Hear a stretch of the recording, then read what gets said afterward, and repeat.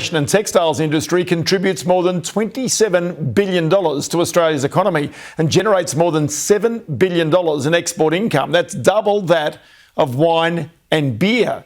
But local manufacturing has long been the industry's biggest challenge. Most of you probably think there's no fashion manufacturing here at all. So Steph Nash went to Fashion Week in Sydney this week to find the major labels that are committed to making fashion right here in Australia.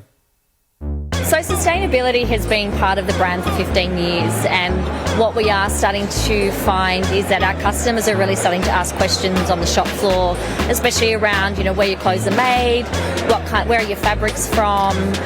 Definitely things are starting to change, and the industry is starting to kind of progress and become more of a sustainably minded business. We started the business in sort of 2006 with sort of three key principles of design-led, ethical manufacturing, sustainability.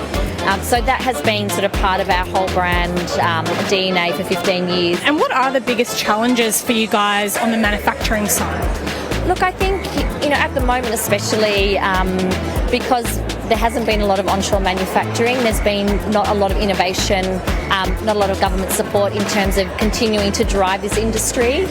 So I think at some point, for us to be able to establish and grow a local industry, we're going to really need support from a government level.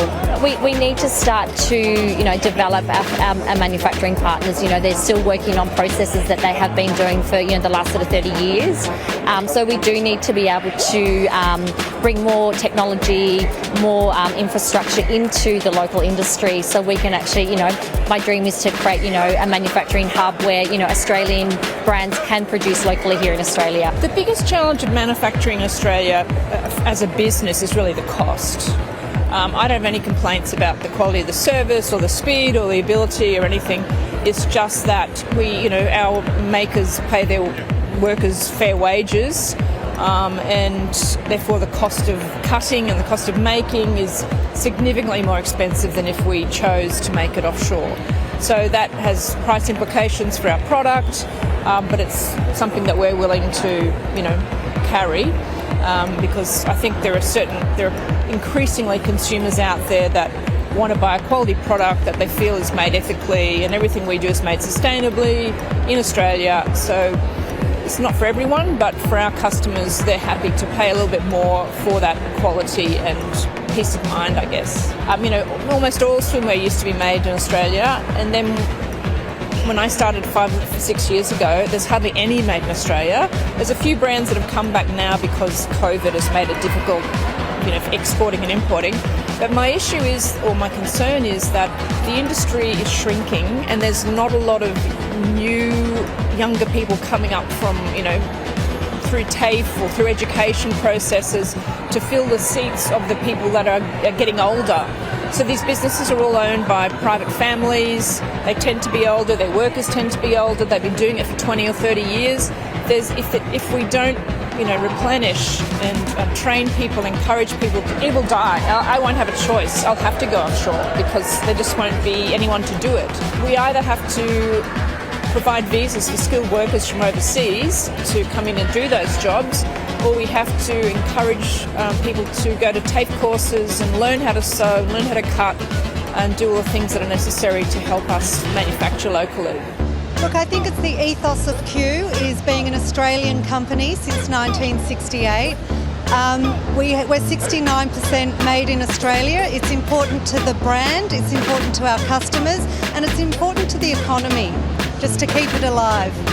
There's been massive changes in the industry over 50 years. We had a lot of tariffs at one point and government support that's come and gone.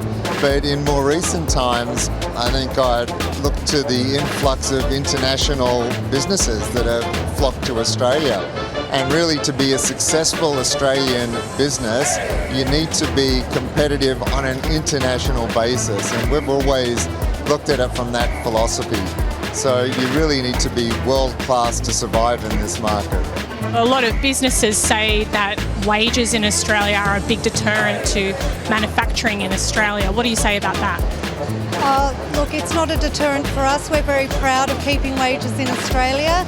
We're ECA accredited as well, and we're very proud and honoured to be part of the Ethical Clothing Australia. So I think it's a really important part of Australia. What changes do you think you would want to see to make manufacturing in Australia easier? I think that government certainly can give some support to the industry. However, I'm totally against just giving handouts or any sort of support. There's no point in artificially giving people in money just to prop up an industry.